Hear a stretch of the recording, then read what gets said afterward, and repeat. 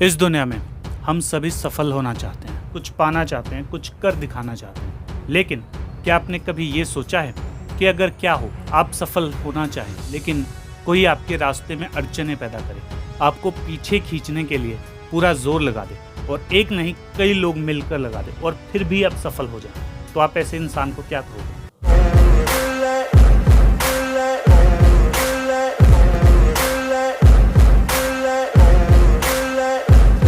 हाय दोस्तों, मैं आपका दोस्त, आपका भाई, आपका यार राजन शर्मा आ चुका हूं एक नई वीडियो के साथ। तो कैसे हैं आप सब दोस्तों? आज की इस वीडियो में हम बात करेंगे एक ऐसी चीज़ के बारे में जो कि सफल होने के लिए आपको चाहिए होती है, और वो है जिद। आज मैं बात किसी और की नहीं कर रहा हूं, बल्कि अपने ही देश भारत की कर रहा हूं। ये सभी जानते हैं कि भारत की संस्कृति कितनी पुरानी है, कई हजार सालों पुरानी है। इतनी पुरानी है कि लोग खुद नहीं जानते कितनी पुरानी है। कुछ लोग लाखों साल कहते हैं और कुछ करोड़ों और अरबों साल भी कहते हैं। लेकिन कुछ नल्ले लोग फिर भी वेस्ट की नकल करने में लगे हुए हैं, जबकि वेस्ट हमारी संस्कृति और हमारे कल्चर को लगातार स्टडी कर रहा है और कई चीज़ें तो वो कॉपी भी मार चुका है हमसे। और फिर भी कुछ लोगों को ये बात समझ आ ही नहीं रही। वो आंखें बंद करके वेस्ट के पीछे पड़े हुए हैं, जैसे कि पता नहीं उसके पास कौन सा खजाना है। जो भी खजाना है वो सब यहाँ से गया है, टेंशन मत लो। सोचो, एक ऐसा देश जो कि कल्चर में सबसे नंबर 1 था, कभी तुर्कों के, कभी मुगलों के, और कभी डचों के, फिर अंग्रेज़ों के, और ना जाने किन किन लोगों के अटैक होते हैं। वो देश उनसे लड़ता है, उनका सामना करता है और अंत में उन सभी को हरा देता है। तुम्हें पता है मुगलों की रेल किसने बनाई थी? नाम बता रहा हूँ, इनके बारे में स्टडी कर लेना। शुरुआत की थी पृथ्वीराज चौहान ने। उन्होंने मोहम्मद गजनी को लगभग 17 बार हराया था। उसके बाद 18वीं बार वो हारे थे। उनके हारने के बाद ही मुगलों ने भारत में कदम रखा और उसके बाद महाराणा प्रताप ने उन्हें कड़ी टक्कर दी। वो उस समय में जबकि अकबर के सामने खड़े होने की कोई हिम्मत नहीं रखता था। उसके बाद मुगलों को जड़ से खत्म करने का काम अगर किसी ने किया है तो वो शिवाजी ने किया है, या फिर कहूँ छत्रपति शिवाजी ने किया। उसके बाद अंग्रेज आ गए। उन्होंने भारत की हर छोटी से छोटी कमी का इतना फायदा उठाया, चाहे वो हिंदू मुस्लिम का हो, चाहे वो जाति प्रथा का हो, और आप यकीन नहीं मानेंगे, उन्होंने भारत को कई हिस्सों में तोड़ा भी है।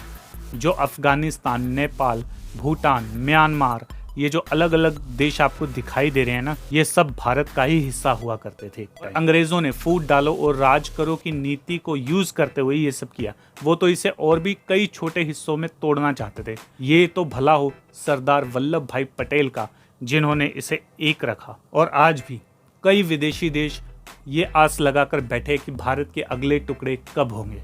लेकिन भारत है कि डटा हुआ है, फिर से अपने आप को समेट रहा है, फिर से खुद को बेहतर बना रहा है। जब आज से 70-75 साल पहले अंग्रेज भारत को छोड़कर जब गए थे, उस समय भारत की व्यवस्था पूरी तरह से तहस नहस हो चुकी थी।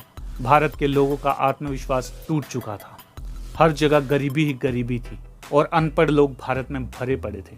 लेकिन उसके सिर्फ 75 साल के अंदर अंदर भारत आज दुनिया की 5वीं सबसे बड़ी अर्थव्यवस्था है, और एक्चुअली में इंडिया 3री सबसे बड़ी अर्थव्यवस्था है। इंडिया से आगे 2 देश हैं, जर्मनी और जापान, जिनकी अर्थव्यवस्था कई सालों से उसी जगह पर रुकी हुई है।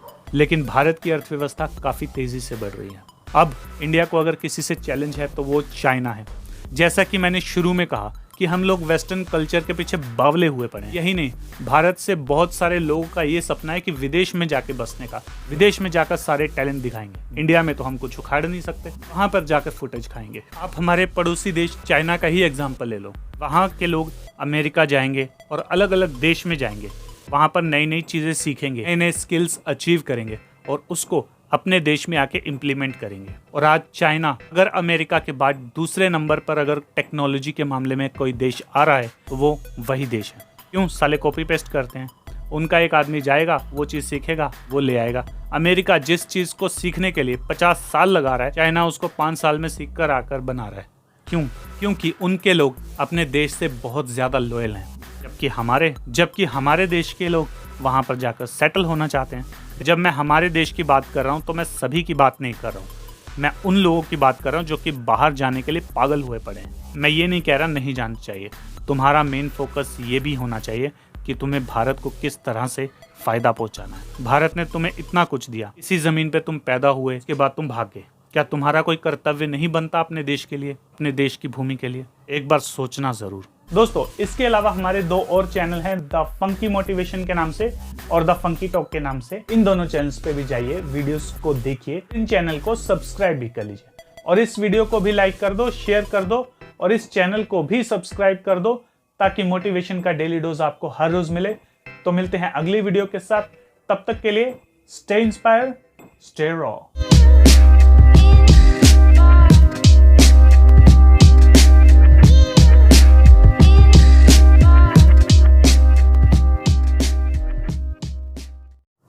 अरे बेटे, जो गलत होता है वही खामोश होता है, जो गलत होता है वही खामोश होता है, और जो किसी का उपकार भूल जाए वही एहसान फरामोश होता है। अब